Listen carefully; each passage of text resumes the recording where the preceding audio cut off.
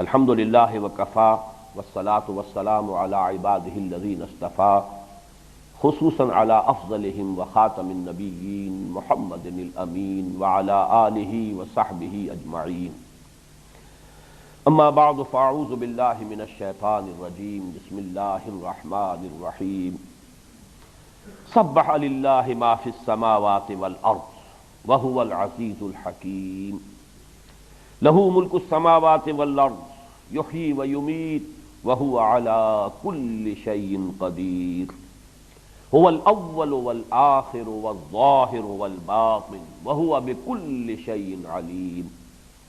هو الذی خلق السماوات والارض فی ستة ایام ثم استوى علی العرش یعلم ما یلج فی الارض وما یخرج منها وما ینزل من السماء وما یعرج فیها وَهُوَ مَعَكُمْ أَيْنَمَا كُنْتُمْ وَاللَّهُ بِمَا تَعْمَلُونَ بَصِيرٌ.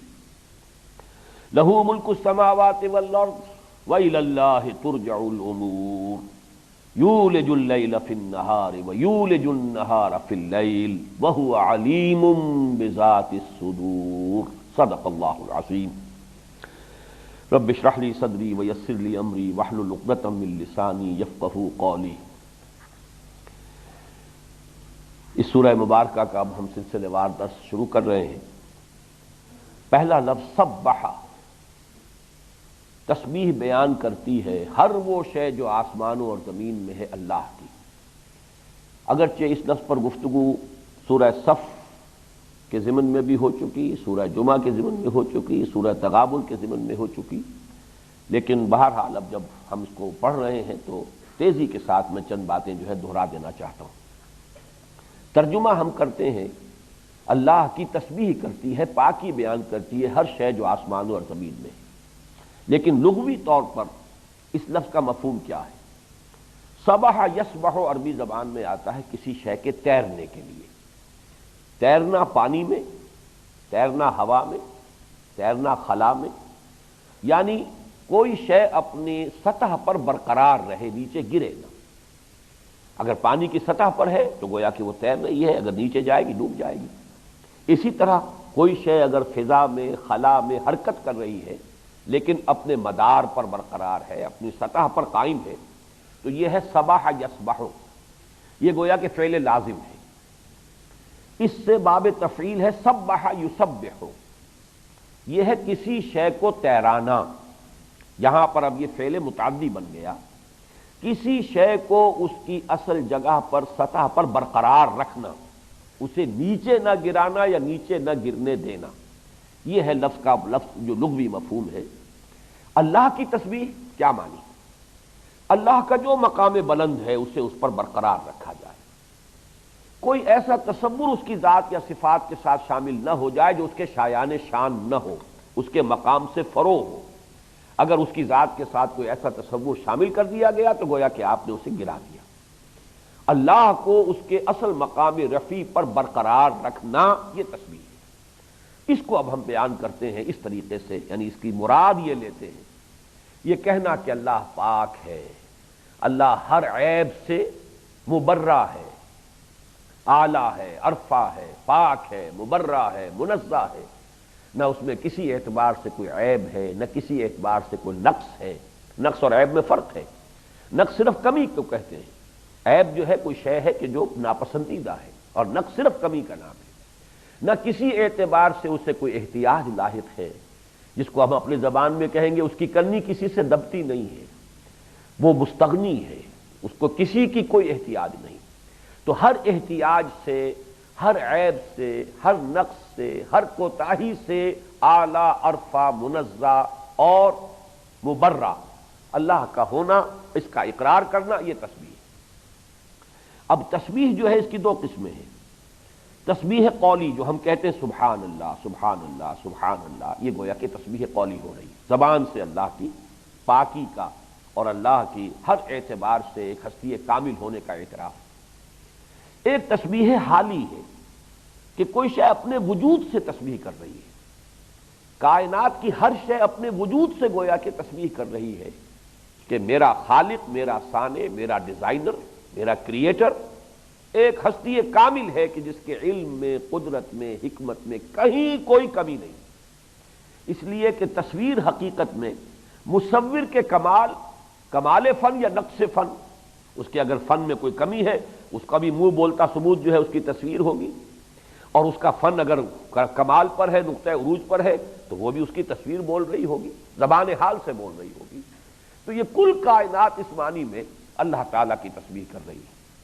تسبیح حالی کا یہ مفہوم تو بالکل سمجھ میں آ جاتا ہے، لیکن قرآن مجید کے بعض مقامات سے یہ معلوم ہوتا ہے کہ اللہ تعالیٰ نے ہر شے کو کوئی زبان دے رکھی ہے جس سے کہ وہ اس کی تسبیح کر رہی ہے۔ یہ ہماری سمجھ میں نہیں آئے گی بات، لیکن ایک تو ہمیں معلوم ہے کہ قرآن مجید میں صراحت سے مذکور ہے کہ جب حضرت داؤد علیہ السلام حمد کے ترانے الاپتے تھے تو پہاڑ بھی ان کے ساتھ شریک ہو جاتے تھے اور پرندے بھی شامل ہو جاتے تھے۔ یہ قرآن مجید کی نص قطعی ہے، صریح بات ہے۔ اور ایک وہ آیت جو ہے سورہ بنی اسرائیل کی، تسبح لہ السماوات السبع والارض ومن فیہن وان من شیء الا یسبح بحمدہ ولکن لا تفقہون تسبیحہم، اللہ کی تسبیح تو ساتوں آسمان اور زمین اور جو بھی کچھ آسمان اور زمین میں ہے وہ سب اللہ کی تسبیح کر رہے ہیں۔ اب یہ تو مثبت پہلو ہوا، منفی طور پر پھر فرمایا وَإِن مِّن شَيْءٍ إِلَّا يُسَبِّحُ بِحَمْدِهِ، نہیں ہے کوئی شے مگر یہ کہ وہ تسبیح کر رہی ہے اس کی تحمید کے ساتھ، وَلَٰكِن لَا تَفْقَهُونَ تَسْبِيحَهُمْ، لیکن تم ان کی تسبیح کو سمجھ نہیں سکتے۔ تو تسبیح حالی تو ہماری سمجھ میں آ رہی ہے، معلوم ہوا کہ تسبیح قولی ہے وہ جس کی طرف اشارہ کیا جا رہا ہے کہ وَلَٰكِن لَا تَفْقَهُونَ تَسْبِيحَهُمْ۔ قرآن مجید میں ایک اور مقام سے یہ بھی معلوم ہوتا ہے کہ اللہ تعالی ہمارے اعضاء کو بھی زبان دے دے گا، اور وہ ہمارے ہاتھ ہمارے خلاف گواہی دیں گے قیامت کے دن، ہمارے اپنے اعضاء و جوارح ہمارے خلاف، ہماری اپنی کھالیں ہمارے خلاف گواہی دیں گی۔ اور جب پھر ہم کہیں گے کہ تم نے لما شہدتم علینا، ہمارے اپنے اعضاء ہو کر ہمارے خلاف گواہی کیوں دے رہے ہو، تو ان کا کہنا یہ ہوگا، قرآن مجید میں وہ قول نقل ہو گیا ہے، انطقنا اللہ الذی انطق کل شیء، آج ہمیں بھی نطق اور گویائی عطا فرما دی ہے اس اللہ نے جس نے ہر شے کو نطق اور گویائی عطا فرمائی۔ تو یہ مختلف مقامات ہیں جن کے حوالے سے معلوم ہوتا ہے کہ کائنات کی ہر شے کو اللہ نے کوئی زبان بھی دی ہوئی ہے۔ یہ تو ہم جانتے ہیں حیوانات کی اپنی زبان ہے، آخر وہ کمیونیکیٹ کرتے ہیں ایک دوسرے سے، بات جو ہے اپنی سمجھاتے ہیں، سمجھتے ہیں، آخر گریگریوس اینیملز بھی ہیں جو مل جل کر رہتے ہیں، ان کا پورا نظام ہے، ان کا پورا سیوک سسٹم ہے، چاہے چیونٹیاں ہوں چاہے شہد کی مکھیاں ہوں، تو کیسے ممکن ہے کہ ان میں کوئی کمیونیکیشن نہ ہو؟ کمیونیکیشن تو ہے۔ تو اس اعتبار سے یہ تسبیح جو ہے تسبیح حالی بھی تسبیح قولی بھی، یہ میں پہلے بیان کر چکا ہوں کہ یہ ماضی کے صیغے سے بھی آئی ہے ان صورتوں میں اور مضارع کے صیغے سے بھی آئی ہے، 3 ہی مرتبہ ماضی، 3 ہی مرتبہ مضارع۔ سبح للہ ما فی السماوات والارض۔ اب یہاں دوسری بات نوٹ کیجئے کہ آسمانوں اور زمین، قرآن مجید اس لفظ کو استعمال کرتا ہے کل کائنات کی تعبیر کے لیے۔ ہم فلسفیانہ زبان میں کون و مکان، کل کائنات، دی ٹوٹل یونیورس، مختلف الفاظ استعمال کریں گے، لیکن یہ کہ قرآن مجید نے چونکہ اپنا اسلوب رکھا ہے بہت سادہ، چونکہ اس کے مخاطب اول جو ہے وہ ایسی قوم تھے کہ جن کے ہاں پڑھنے لکھنے کا ہی کوئی رواج نہیں تھا، تو فلسفہ اور منطق وہ تو ان کے لیے گویا کہ بہت ہی بعید شے تھی ان سے۔ اس حوالے سے جو بالکل فطرت کے قریب ترین سادہ ترین انداز ہے قرآن نے وہ اختیار کیا۔ آپ کو کہیں قرآن میں کائنات کا لفظ نہیں ملے گا، جب بھی کل کون و مکان قرآن کہنا چاہتا ہے ما فی السماوات و ما فی الارض، تاکہ ایک عام بندو بھی اس کو سمجھ لیتا تھا، لیکن اس سے مراد کیا ہے؟ کل کائنات، جسے ہم اگر زیادہ فلسفیانہ لفظ استعمال کرتے ہیں کون و مکان، یہ جو بھی کچھ ہے، ٹائم اینڈ اسپیس کمپلیکس جو بھی موجود ہے، اس میں جو شے بھی ہے، سبح للہ ما فی السماوات والارض وہو العزیز الحکیم، اور وہ زبردست ہے اور حکمت والا ہے۔ خاص طور پر نوٹ کیجئے کہ یہ 2 الفاظ جو ہیں اللہ تعالیٰ کے 2 اسماء، یہ ان صورتوں میں بہت تکرار کے ساتھ آئے، سورہ صف کے شروع میں بھی آئے، سورہ جمعہ میں بھی، یسبح للہ ما فی السماوات و ما فی الارض الملک القدوس العزیز الحکیم۔ سورہ حشر تو اس اعتبار سے بہت عجیب ہے کہ اس میں شروع میں بھی تسبیح ہے، آخر میں بھی تسبیح ہے، سبح للہ ما فی السماوات و ما فی الارض، یہاں سے شروع ہوئی، یسبح لہ ما فی السماوات والارض، اس پر ختم ہو رہی ہے، اور پہلی آیت کا بھی آخری الفاظ ہے وہو العزیز الحکیم، اور آخری آیت کے بھی آخری الفاظ ہے وہو العزیز الحکیم۔ اسی طریقے سے سورہ تغابن میں بھی اختتام انہی الفاظ پر ہو رہا ہے۔ اس حوالے سے نوٹ کر لیجئے کہ یہ دو اسماء جو ہیں، ایک تو عام قاعدہ یہ ہے کہ قرآن مجید کی آیات میں بالعموم جو ان کے مقطع ہوتے ہیں، فواصل ہوتے ہیں، اختتام جن پر ہوتا ہے، ان میں اللہ کے اسماء و صفات کا تذکرہ ہوتا ہے، اور عام طور پر جوڑوں کی شکل میں، وَهُوَ الْغَفُورُ الرَّحِيمُ وَهُوَ الْعَزِيزُ الْحَكِيمُ، یہ مختلف جو ہیں جوڑے یہ آپ کو ملیں گے۔ وَهُوَ الْعَلِيمُ الْخَبِيرُ، تو مختلف جوڑے ملیں گے، دو دو، اگر الف لام کے ساتھ ہے تو اسماء شمار ہوں گے، اور بغیر الف لام کے ہیں تنوین کے ساتھ ہے، غفور رحیم یہ اس کی صفات ہو گئی، الغفور الرحیم اس کے اسماء ہو گئے۔ تو یہاں فرمایا وَهُوَ الْعَزِيزُ الحکیم، وہ عزیز ہے، زبردست ہے، اور الحکیم۔ ان جوڑوں کی کیا مناسبت ہے؟ ظاہر بات ہے کہ قرآن مجید میں کوئی بھی الفاظ یا جو بھی اللہ تعالیٰ کی اسماء کو اگر جوڑا گیا ہے تو کسی مناسبت کی وجہ سے جوڑا گیا ہے۔ ایک تو ان دونوں اسماء میں ایک ربط ہے بہت گہرا۔ عزیز کہتے ہیں ایسی ہستی کو جس کا اختیار مطلق ہو، جس کی اتھارٹی کو چیلنج کرنے والا کوئی نہ ہو، آخری اختیار اس کے پاس ہو۔ حکیم وہ ذات ہے، اگرچہ اس لفظ کے دو مفہوم ہیں، اس کو ذہن میں رکھ لیجئے۔ اس لفظ سے ہا کاف میم کا جو مادہ ہے، اسی سے لفظ حکمت بھی بنا ہے، اسی سے لفظ حکومت بھی بنا ہے، اسی سے لفظ حاکم بھی بنا ہے۔ تو یہ حکیم بہت سے معنی اپنے اندر رکھتا ہے، لیکن یہاں پر عام طور پر جو ترجمہ کیا جاتا ہے حکمت والا، دانا۔ اور ان دونوں اسماء میں نسبت یہی ہے در حقیقت کہ ہمارا عام مشاہدہ یہ ہے اور تصور یہ ہے انسان کا، اور خاص طور پر یہ پولیٹیکل سائنس میں یہ بحث جو ہے بڑی تفصیل کے ساتھ آتی ہے، کہ جہاں بھی اتھارٹی ہوگی، authority tends to corrupt, and absolute authority corrupts absolutely, یہ اصول ہے۔ یہی وجہ ہے کہ دستور سازی میں سب سے اہم اور سب سے زیادہ جو پیچیدہ مسئلہ ہوتا ہے وہ یہی ہے کہ جہاں کوئی اتھارٹی ہو وہاں کوئی چیکس اینڈ بیلنسز بھی ہونے چاہیے، ورنہ یہ کہ اگر اتھارٹی جو ہے وہ کرپٹ ہو جائے، اتھارٹی کا کہ دماغ میں خناس پیدا ہو جائے، جہاں اختیارات جو ہے زیادہ مرکوز ہو گئے ہیں، ذرا سا بھی دماغ کے اندر کوئی جو ہے اس کے خناس پیدا ہوا تو ہی ول پلے ہیوک۔ تو کوئی نہ کوئی چیکس اینڈ بیلنسز ہونے چاہیے، اور در حقیقت دستور جو بھی بنتے ہیں مملکتوں کے، ان میں سب سے ٹریکی مسئلہ یہی ہے کہ ایک توازن ہو، بیلنس ہو، جہاں اختیار ہو وہیں پر کچھ نہ کچھ چیکس اینڈ بیلنسز موجود ہوں۔ ذات باری تعالیٰ کا اختیار مطلق، لیکن وہ جہاں اختیار مطلق کا مالک ہے وہاں الحکیم، اس کی حکمت بھی کامل ہے۔ جہاں اختیار مطلق ہے حکمت بھی کامل ہے۔ اس کے لیے کسی زمانے میں تو میں اس مفہوم کو ادا کرنے میں ذرا غیر محتاط الفاظ استعمال کر جاتا تھا کہ اس کا اقتدار اس کی حکمت کے تابع ہے، یہ لفظ ہمیں استعمال نہیں کرنے چاہیے۔ یہ میں اس کے بعد کی آیت میں ذرا وضاحت سے بھی بیان کروں گا۔ اللہ تعالیٰ کی تمام صفات اپنی جگہ پر مطلق ہیں، کوئی صفت کسی دوسری صفت کے تابع نہیں ہے، مطلق۔ اس حوالے سے ہم یہ نہیں کہہ سکتے کہ فلاں صفت اللہ کی فلاں کے تابع ہے، اس لیے کہ جو تابع ہوئی وہ پھر مطلق نہ رہی، محدود ہو گئی۔ اس لیے یہاں جو بہتر انداز ہوگا تعبیر کا وہ یہ ہے کہ جہاں اس کے اندر ارتکاز ہے اختیار کا، اس کے ساتھ ہی حکمت موجود ہے، تو اس کا اختیار حکمت کے ساتھ استعمال ہوتا ہے۔ حکمت کے تابع کا لفظ جو ہے وہ مناسب نہیں ہے ذات باری تعالیٰ کے حوالے سے۔ یہ ہے معنوی در حقیقت اس میں ربط، اور چونکہ یہ صورتیں جیسا کہ میں نے عرض کیا ہے امت مسلمہ سے ان میں خطاب ہے، اور امت مسلمہ کی سب سے بڑی ذمہ داری ہے کہ وہ سیاسی نظام قائم کریں، نظام حکومت، جس میں کہ اللہ تعالیٰ کا دین بتمام و کمال قائم ہو جائے۔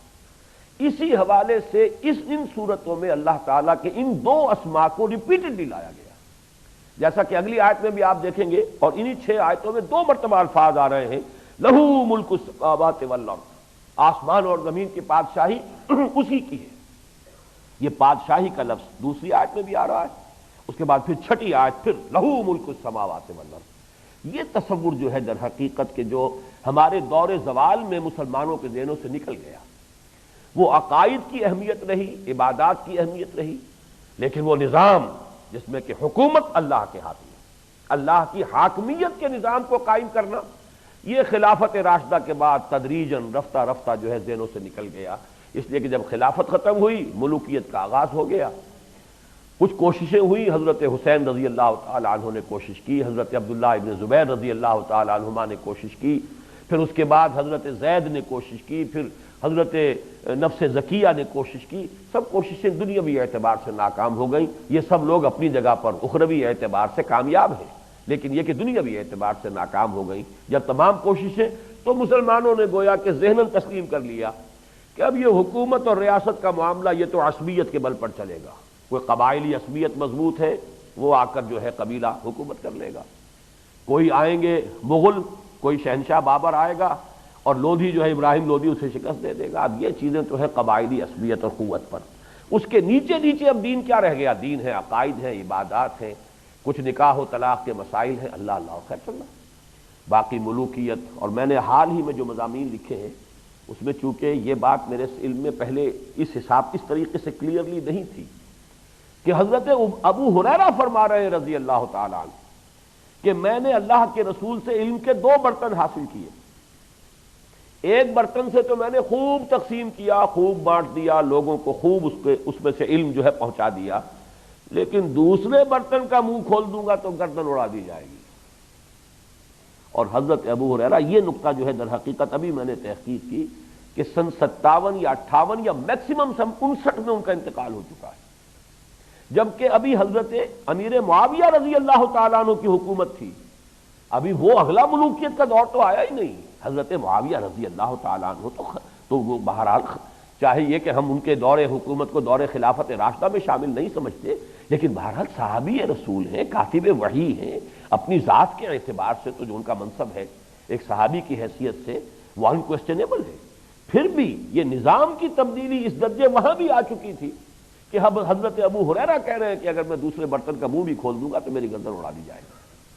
تو یہ معاملہ ہے در حقیقت کے ہوتے ہوتے یہ تصور ذہن سے نکل گیا، اللہ کی حکومت، باقی اللہ کے لیے نماز پڑھو، اللہ کے لیے روزے رکھو، اللہ کے لیے حج کرو، یہ ساری چیزیں تو برقرار نہیں، لیکن یہ کہ اللہ کی حکومت کو قائم کرنا یہ ہمارے ذہنوں سے نکل گیا تھا۔ لیکن ان صورتوں میں آپ دیکھ رہے ہیں العزیز الحکیم، اور الحکیم کا دوسرا مفہوم ذہن میں رکھیے تو وہ تو اس کے معنی حاکم کے ہو جائیں گے، العزیز بھی حاکم، الحکیم بھی حاکم۔ جیسے عالم اور علیم میں جو نسبت ہے، عالم اس میں فاعل ہے، علیم اسی سے صفت مشبہ ہے۔ فاعل جو ہوتا ہے اس میں کوئی فعل وقتی طور پر ہوتا ہے، اور وہی فعل اگر دائم ہو جائے کسی کے اندر تو پھر وہ صفت مشبہ بن جاتا ہے۔ عالم کسی شے کا جاننے والا، علیم جس میں یہ صفت علم جو ہے پائیدار ہو گئی ہے، مستقل ہو گئی ہے۔ تو حاکم اور حکیم، حاکم وہ ہے کہ جس کی حکومت قائم ہے، اور حکیم جس کی حکومت میں دوام ہے، استقلال ہے، ہمیشگی ہے، پائیداری ہے۔ تو اس اعتبار سے تو دونوں الفاظ جو ہے وہ مترادف ہو جائیں گے، وَهُوَ الْعَزِيزُ الْحَكِيمُ، وہ زبردست ہے اور وہی حاکم حقیقی ہے۔ اور دوسری معنی اگر لیے جائیں کہ وہ دانا ہے تو پھر وہ رب جو ہے قائم ہو گیا کہ جہاں اس کا اقتدار مطلق ہے وہی اس کی حکمت بھی کامل ہے، اس کے اقتدار کے ساتھ ساتھ اس کی حکمت بالغہ موجود ہے۔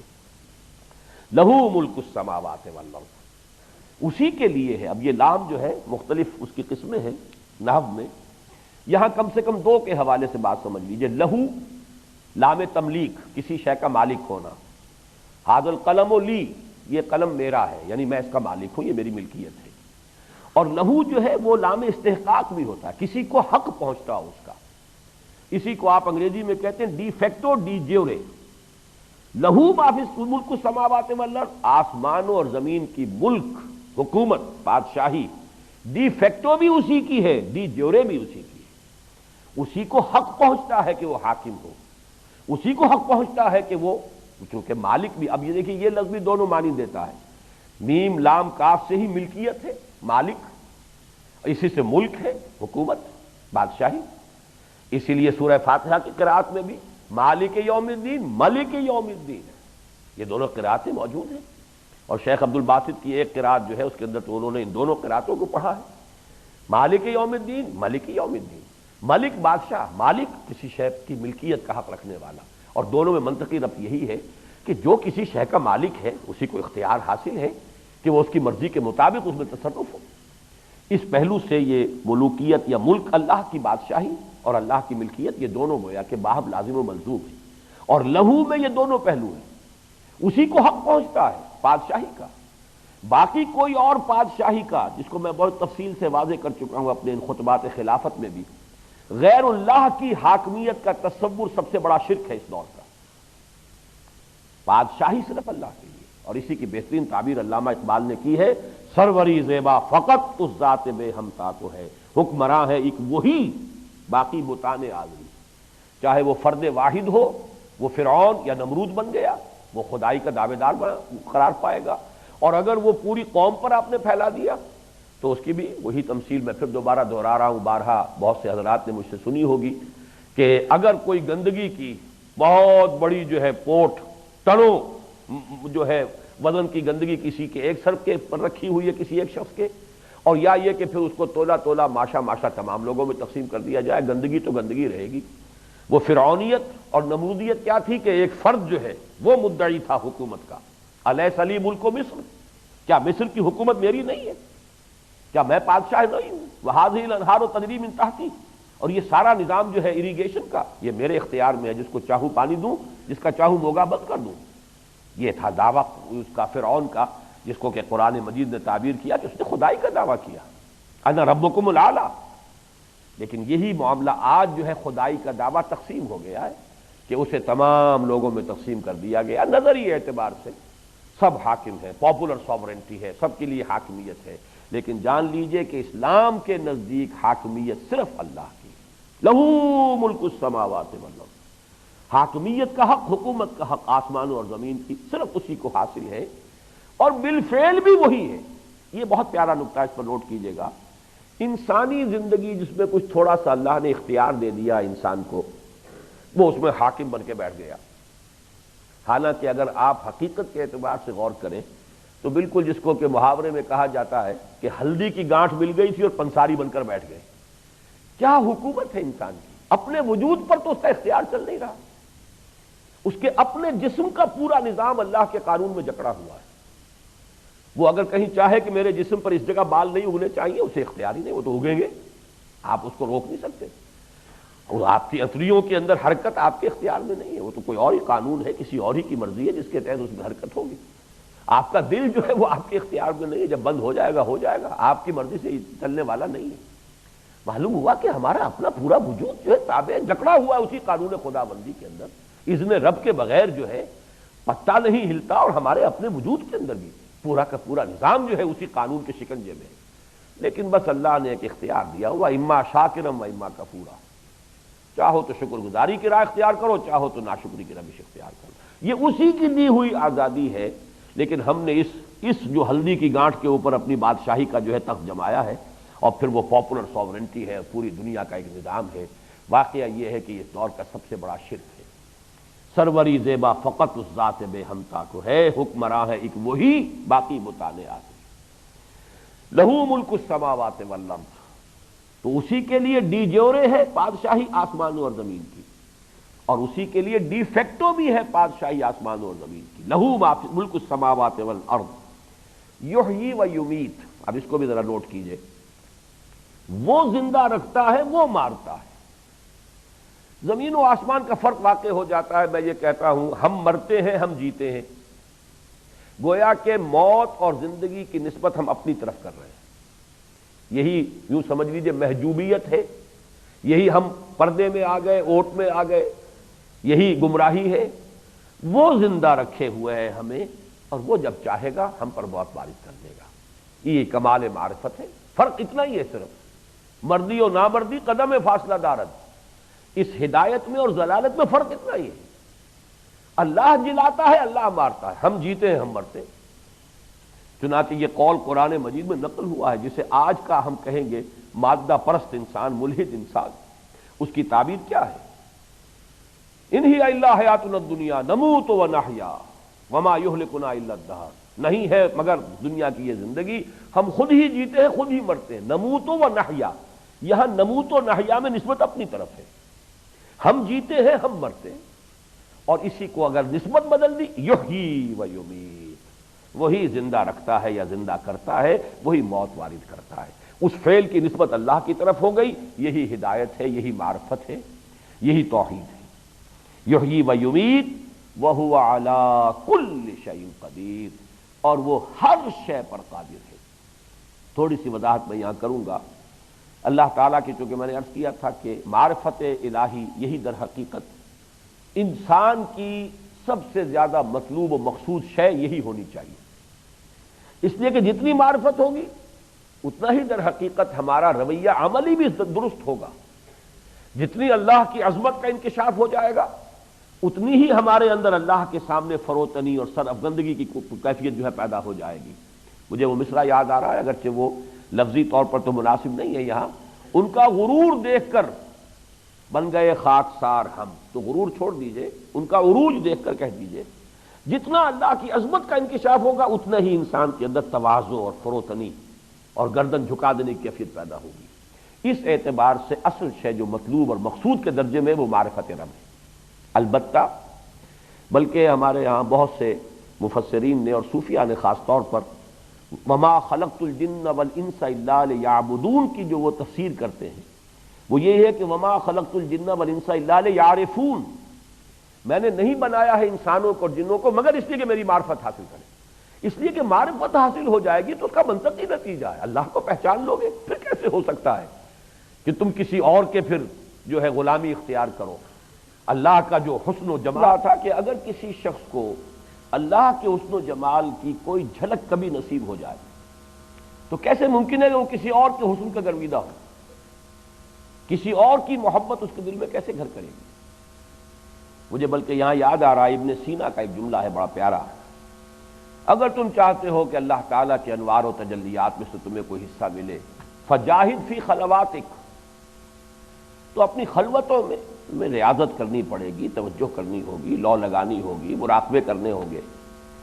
لعل شعشعۃ تلمع لک، ہو سکتا ہے کبھی کوئی کرن تمہیں بھی نصیب ہو جائے، چمک اٹھے، لیکن واقعہ یہ ہے کہ حقیقی معرفت رب کی کوئی کرن کبھی چمک اٹھے اور کسی انسان کو اس کی جھلک مل جائے پھر وہ کسی اور سے دل لگانا، کسی اور کی محبت میں گرفتار ہونے کا کوئی سوال نہیں۔ تو اس معنی میں وما خلقت الجن والانس الا لیعبدون، وما خلقت الجن والانس الا لیعرفون، اس میں کوئی فرق نہیں ہے۔ معرفت حقیقی ہو تو اس کا لازمی نتیجہ یہ ہوگا کہ آپ اسی کے محبت میں ہیں، آپ اسی کے رضا جوئی میں اپنی پوری زندگی صرف کر دیں گے، اسی کے یاد سے آپ کے دل کو راحت، الا بذکر اللہ تطمئن القلوب، اسی سے دل کو اطمینان اور سکون نصیب ہوگا۔ تو بہرحال اللہ تعالیٰ کی معرفت کے ضمن میں اب ایک بات اور نوٹ کیجئے، اس کو دو حصوں میں تقسیم کیجئے، ایک معرفت ذات اور ایک معرفت صفات۔ اللہ تعالیٰ کی ذات کا کوئی تصور کسی انسان کے لیے قطعاً ممکن نہیں، یہ ہمارے لیے آؤٹ آف باؤنڈز، یہ تو ہوگا آخرت میں، اسی لیے کہا جاتا ہے آخری نعمت جو اہل جنت کو نصیب ہوگی وہ اللہ تعالیٰ کا دیدار ہوگا۔ یہ گویا کہ تمام جو بھی حور و قصور اور تمام جتنی بھی نعمتوں کا تذکرہ ہے ان سب سے کہیں برتر اور آخری شے جو ہے وہ اللہ تعالیٰ کا دیدار ہے، تو وہ معاملہ تو وہیں ہوگا۔ اور معرفت ذات، اس کی کنہ کو، ذات کو جاننا جو ہے، اس کی ذات کی کنہ، یہ ہم اس کی تک رسائی حاصل نہیں کر سکتے، بلکہ یہ کہ حضرت علی رضی اللہ تعالی عنہ نے، تو حضرت ابو بکر رضی اللہ تعالی عنہ نے ایک بات کہی تھی، وہ کچھ کیونکہ شعریت میں ڈھلا ہوا جملہ تھا اس پر گرہ لگا کے شعر بنا دیا، العجز عن درک ذات ادراک،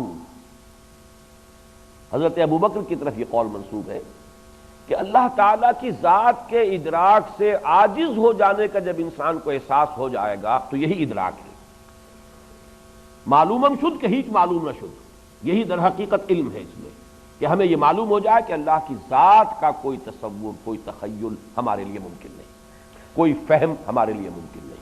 العجز عن درک ذات ادراک، اور حضرت علی نے اس پر اضافہ کیا ہے والبحث عن کنہ الذات اشراک، اللہ کی ذات میں اگر کھوج کرید کرو گے تو کہیں نہ کہیں شرک میں مبتلا ہو جاؤ، اس لیے کہ جب کھوج کرید کرو گے کوئی نہ کوئی اپنا ذہنی تصور ہے، اس کا حیولہ قائم کرو گے، اور وہ اللہ تو نہیں ہے، اللہ تو تمہارے تصور سے ماورا ہے، تم نے کوئی تصور قائم کیا تو تم نے خود ایک خدا اپنا بنا لیا ہے، تصویر کیا ہے۔ بڑا پیارا شعر ہے کہ ایک بت گر جو ہے وہ بت بنا رہا ہے، بت تراش ہے، اور اس نے اپنے خیال میں تو خدا بنایا ہے، بت جو ہے وہ خدائی کو، وہ گویا کہ وہ اپنے ذہن کے مطابق ایک انسانی صورت دے رہا ہے، تو وہ بت اس سے مخاطب ہو کر کہتا ہے مرابر صورت خیش آفریدی، برون خیشتن آخر چدیدی، تو نے بنانا تو چاہا تھا خدا، تو نے اپنی ہی شکل میں مجھے بھی ڈھال دیا، تیرے دو ہاتھ تھے میرے دو ہاتھ بنا دیے، تیرے دو پاؤں تھے میرے دو پاؤں بنا دیے، تیری دو آنکھیں تھی میری دو آنکھیں بنا دی، اپنے سے باہر بھی تو نے کچھ دیکھا؟ مرابر صورت خیش آفریدی، برون خیشتن آخر چدیدی۔ تو واقعہ یہ ہے کہ ذات باری تعالیٰ کے بارے میں یہ اعتراف کہ وہ ہماری رسائی سے ماورا ہے، وراء الورا ثم وراء الورا ثم وراء الورا، یہ الفاظ خاص طور پر حضرت مجدد الفسانی رحمۃ اللہ علیہ کے جو خطوط ہیں، مکاتب، ان کے مکتوبات شریفہ میں بار بار یہ الفاظ آتے ہیں، اس لیے کہ واقعتاً وہ تصوف کے جو گوشے جو اس رخ کی طرف لے کر جاتے ہیں وہ گمراہی اور شرک کی طرف لے جاتے ہیں۔ والبحث عن کنہ الذات اشراق، اب رہ گیا ہمارے پاس صرف ایک معاملہ، اللہ کو ہم پہچان سکتے ہیں صرف اسماء و صفات کے حوالے سے، اسماء بھی اللہ کے در حقیقت صفاتی نام ہے۔ یہ بحث ہم سورہ فاتحہ کے ضمن میں کیا کرتے ہیں کہ ایک خیال ہے کہ اللہ کا اسم ذات ہے اللہ، باقی تو تمام کے تمام اسماء جو ہے صفاتی ہیں۔ رحیم صفت الرحیم، یہ اس کا نام بن گیا، علیم صفت ہے العلیم، یہ اس کا نام ہو گیا، قادر صفت ہے القادر، یہ اس کا نام ہو گیا۔ تو تمام نام جو ہے صفاتی نام ہے، بلکہ میری رائے تو ان حضرات کے ساتھ ہے کہ جو اللہ کو بھی صفاتی نام سمجھتے ہیں، یہ الہ سے الہ کا اللہ بنا ہے، تو در حقیقت تمام کے تمام اسماء جو ہے اللہ کے وہ صفاتی ہیں، صرف یہ کہ ایک رائے ہے بعض حضرات کی کہ اللہ جو ہے وہ اس میں ذات ہے، اس میں بھی اختلاف ہے لوگوں کو۔ تو در حقیقت ہمارا سارا جو بھی اللہ تعالیٰ کی معرفت کا جو بھی خزانہ ہمارے پاس ہے یا جو بھی ذریعہ اس کا ہمارے پاس ہے وہ صرف اسماء و صفات ہے۔ چنانچہ اب پھر میں آپ کو حوالہ دے رہا ہوں، ایمان مجمل کے الفاظ یاد کیجئے، آمنت باللہ کما ہوا باسمائہ و صفاتہ، یہی ایمان باللہ ہے، میں ایمان لایا اللہ پر، میں نے مانا اللہ کو جیسا کہ وہ اسماء و صفات سے ظاہر ہے، باقی اس کی ذات سے کوئی بحث نہیں۔ اب تیسرے درجے میں ایک بات اور ہے، اللہ کی صفات کی بھی ہم نہ کمیت کو جانتے نہ کیفیت کو جانتے، یہ ہے ہماری محدودیت، علم اور فہم کی محدودیت۔ یہ جانتے ہیں اللہ قادر ہے، کتنا قادر ہے؟ ہمارے ذہن کے اندر جیسے کہ سونار کی ترازو ہوتی ہے، وہ ماشے تولے تو تول سکتی ہے، ٹنوں کا وزن تو نہیں تول سکتی۔ اللہ کی قدرت، مطلق قدرت، اس کا کیا تصور ہمارا ذہن کر سکتا ہے؟ اسی طرح یہ ہم جانتے ہیں اللہ بصیر ہے، اللہ دیکھنے والا، البصیر، اللہ السمیع ہے، سننے والا، کیسے سنتا ہے یہ ہم نہیں جانتے۔ کیا اس کے کوئی کان ہے؟ معاذ اللہ۔ کیا وہ ساؤنڈ ویوز کا محتاج ہے کہ وہی ویوز آئیں اور کان کے پردے سے ٹکرائیں تو ہمیں کچھ وہ سنائی دے گا؟ معاذ اللہ۔ تو وہ کیسے دیکھتا ہے؟ کیا وہ کسی روشنی کا محتاج ہے کہ اس کے ذریعے سے اس کی کوئی آنکھ کا کوئی ریٹنا پردہ ہے کہ جس کے اوپر جا کر عکس بنتا ہے؟ معاذ اللہ۔ تو کیسے دیکھتا ہے؟ نہ ہم کمیت جان سکتے اس لیے کہ وہ تو ہمارے تصور سے ماورا ہے۔ علیم ہے، کتنا علیم ہے، کتنا علم ہے اس کا، کیسے ہم ناپیں گے، کیسے تولیں گے؟ پھر وہی بات کہوں گا کہ سونار والی ترازو پر یہ ٹنوں جو ہے وزن کیسے تولا جائے گا؟ اس حوالے سے یہ ہے ہماری درماندگی۔ اس درماندگی کا علاج ہے جو قرآن کرتا ہے لفظ کل سے، وَهُوَ عَلَىٰ كُلِّ شَيْءٍ قدیر، ہمارے پاس اس کے سوا کوئی لفظ ہے ہی نہیں، وہ ہر شے پر قادر ہے۔ اور آگے چل کر آئے گا هُوَ بِكُلِّ شَيْءٍ عَلِيمٌ، وہ ہر چیز کا علم رکھتا ہے۔ بس ہر کے لفظ میں یا کل کے لفظ میں پناہ لینے کے سوا ہمارے پاس کوئی اور چارہ کار نہیں۔ نہ ہم یہ جان سکتے ہیں کہ اس کی قدرت کتنی ہے، نہ ہم یہ جان سکتے ہیں اس کی قدرت کی کیفیت کیا ہے، اس کا علم کتنا ہے، نہیں جان سکتے، اس کے علم کی نوعیت کیا ہے، معاذ اللہ ہم کیا جانیں گے؟ در حقیقت یہ جو دو الفاظ آ رہے ہیں یہاں پہ ان آیات میں، ہوا بکل شیء علیم، اور اس کے بعد اسی میں آئے گا وہوا بکل شیء، یہاں تو ہوا علی کل شیء قدیر، اور تیسری آیت ختم ہو رہی ہے وہوا بکل شیء علیم۔ اور یہ بھی نوٹ کر لیجئے کہ ان دو صفات، ان کو یوں کہنا چاہیے کہ یہ ام الصفات ہے۔ اب ہوا بکل شیء علیم، علم، بہت سے اسماء اسی سے مبنی ہیں، خبیر ہے، سمیع ہے، بصیر ہے، یہ سب کیا ہے؟ در حقیقت اسی علم ہی کی تو یہ تمام کے تمام شعبے ہیں۔ اسی طریقے سے القابض ہے، الباسط ہے، الرافع ہے، الخافض ہے، یہ سب کیا ہے؟ یہ در حقیقت ہوا علی کل شیء قدیر ہی کی شرح تو ہے۔ تو گویا کہ صفات باری تعالی میں سے دو جو اہم ترین صفات ہیں وہ یہی ہے، ہوا علی کل شیء قدیر، ہوا بکل شیء علیم، وہ ہر چیز کی قدرت رکھتا ہے۔ کوئی شے، بس ہم یوں کہہ سکتے ہیں کسی بھی شے کے بارے میں اگر ہمارے ذہن میں یہ وسوسہ بھی پیدا ہو جائے کہ اللہ یہ کیسے کرے گا، معلوم ہوا کہ وہ علی کل شیء قدیر پر ہمارا ایمان نہیں ہے۔ اس کی قدرت تو مطلق ہے، باؤنڈ لیس، لمٹ لیس، کوئی شے اس کے لیے مشکل نہیں۔ اسی طریقے سے ہر شے اس کے علم میں ہے، اور صفت علم کو تو آپ دیکھیں گے کہ انہی آیات میں کس طریقے سے دوہرا دوہرا کر لایا گیا ہے۔ یعلم ما یلج فی الارض وما یخرج منها وما ينزل من السماء وما يعرج فيها وهو معكم اينما كنتم والله بما تعملون بصیر، یہ وہی صفت تو صفت علمی تو چلی آ رہی ہے۔ وهو علیم بذات الصدور، وہ وہی صفت علم ہے جس کا کہ آخر میں تذکرہ ہو رہا ہے۔ اور انہی دو صفات کے حوالے سے جان لیجئے کہ ایمانیات میں سے جو ایمان مفصل ہے اس میں جو تقدیر کا مسئلہ آتا ہے، وَتُؤْمِنَ بِالْقَدْرِ خَيْرِهِ وَشَرِّهِ، وہ در حقیقت انہی دونوں صفات پر ایمان کا منطقی نتیجہ ہے۔ اللہ تعالیٰ ہر چیز پر قدیر ہے، قادر ہے۔ اب اگر میں یہ سمجھوں کہ میں اس پیالے کو اللہ کی اذن کے بغیر اٹھا سکتا ہوں، تو میں نے گویا کہ اپنی قدرت کو اللہ کی قدرت کے مقابلے میں جا کے کھڑا کر دیا، تو یہی شرک ہو جائے گا۔ جب تک کہ اذن رب نہ ہو، ارادہ میرا ہے کہ میں نے ارادہ کیا کہ اس پیالے کو اٹھا لوں، اس کی توفیق اور تیسیر اور اس کا اذن اللہ کی طرف سے ہوا ہے تو میں اٹھا سکا ہوں، ورنہ نہیں اٹھا سکتا۔ گویا کہ یہی قدرت ہے اللہ کی جو تمام قدرتوں کے اوپر محیط ہے، حاوی ہے، اس کے اوپر مستولی ہے، چھائی ہوئی ہے۔ اسی طریقے سے جو بھی کچھ مجھے کل کرنا ہے یا میں کل کرنے والا ہوں وہ اللہ کے علم میں ہے، عالم ما کان وما یکون ہے۔ ہر شے اس کے لیے ماضی مستقبل ہے ہی نہیں، یہ زمانے تو ہمارے لیے ہیں، ماضی ہے، حال ہے، مستقبل ہے، اس کے لیے تو کل ایک بسیط علم ہے اس کا۔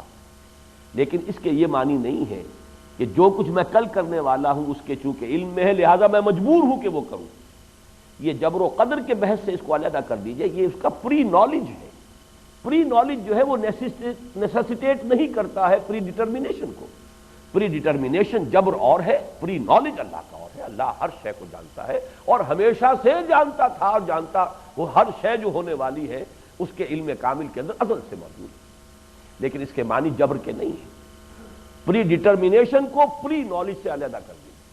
عام طور پر جو ذہن کے اندر اشکال پیدا ہوتا ہے وہ یہی ہے کہ ان دونوں چیزوں کو لازم و ملزوم سمجھ لیا جاتا ہے۔ پری نالج اس کا مطلب ہے پری ڈٹرمینیشن نہیں، علیحدہ کر دیا۔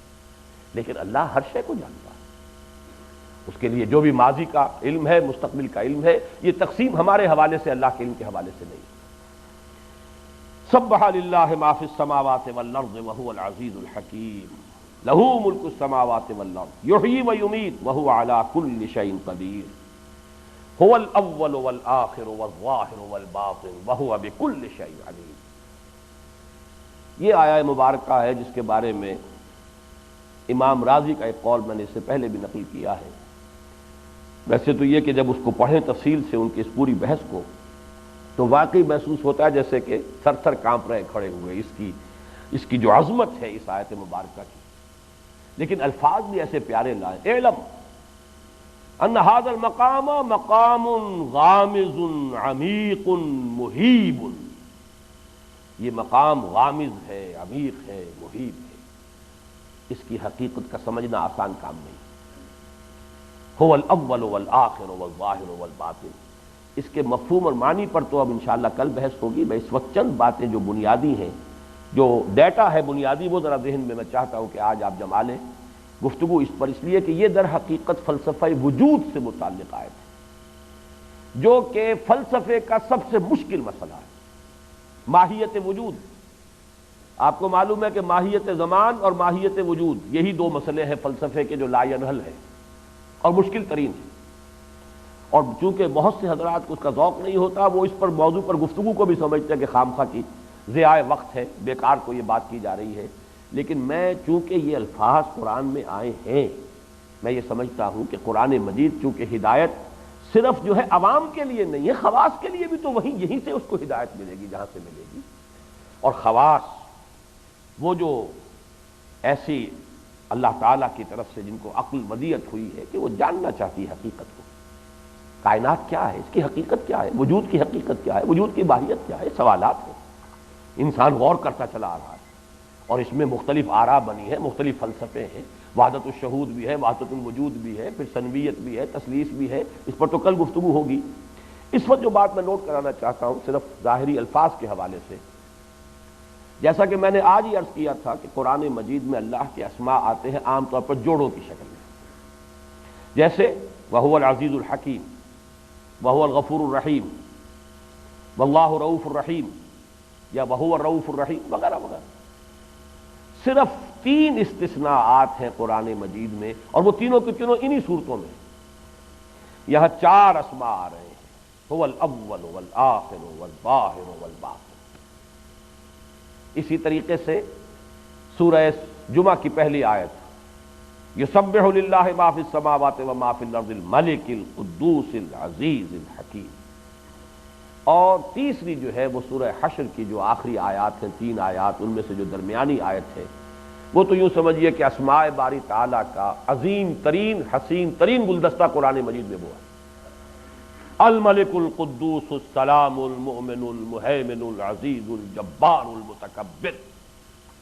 8 اسماء چلے آ رہے ہیں تسلسل کے ساتھ۔ تو یہ 3 استثناءات ہیں قرآن مجید میں، ورنہ 2 اسماء۔ دوسرا فرق کیا ہے؟ عام طور پر اسماء آخر میں آتے ہیں، یہاں آیت کا مین اصل جو ہے، اس کا اصل مین باڈی جو ہے آیت کی، وہ در حقیقت انہی اسماء پر مشتمل ہے، اس کی کوئی اور مثال قرآن مجید میں نہیں۔ تیسرا فرق، اور یہ اہم ترین ہے، اس کو نوٹ کر لیجیے، چاہے 8 اسماء بھی آئے ہیں سورۃ الحشر کی اس آخری سے پہلی آیت میں، کہیں درمیان میں حرف عطف نہیں ہے، الملک والقدوس نہیں، الملک القدوس السلام المؤمن المہیمن العزیز الجبار المتکبر، کوئی فصل نہیں۔ العزیز الحکیم جو آیا ہے سورہ جمعہ میں، الملک القدوس العزیز الحکیم، کوئی فصل نہیں۔ وَهُوَ الْعَزِيزُ الْحَكِيمُ، العزیز والحکیم نہیں، وَهُوَ الْعَزِيزُ وَالْحَكِيمُ نہیں، وَهُوَ الْعَزِيزُ الْحَكِيمُ۔ اور اس کی جو حکمت بیان کی ہے مولانا فراہی رحمۃ اللہ علیہ نے، بڑی پیاری بات کہی ہے۔ جیسے کہ میں نے ایک بات آج عرض کی تھی، اللہ کے تمام اسماء و صفات مطلق ہیں، کوئی کسی کے تابع نہیں۔ ایسے ہی دوسری بات نوٹ کر لیجئے، اللہ کی تمام صفات اس کی ذات میں بیک وقت موجود ہیں، جبکہ واو جو ہے وہ فصل کر دیتا ہے۔ واو میں تو ایک چیز مغایرت پیدا ہوتی ہے، یہ تو نحو کا قاعدہ ہے، عطف جو ہے معطوف اور معطوف علیہ میں مغایرت کا سبب بنتا ہے۔ اور ہم دنیا میں یہ جانتے ہیں کہ صفات عموماً جمع نہیں ہوتی، ایک ہی وقت میں منتقم، المنتقم، شدید الانتقام، اور ایک ہی وقت میں غفور تو نہیں ہو سکتا، میری یہ کیفیات تو مختلف ہوں گی۔ اللہ کی ذات تبارک و تعالی میں اس کے تمام شانیں بیک وقت بتمام و کمال موجود ہیں، اسی لیے کہیں فصل نہیں ہے، کہیں حرف عطف نہیں لایا گیا سوائے اس مقام میں۔ بس یہ 3 جو فرق ہیں اسماء باری تعالیٰ کے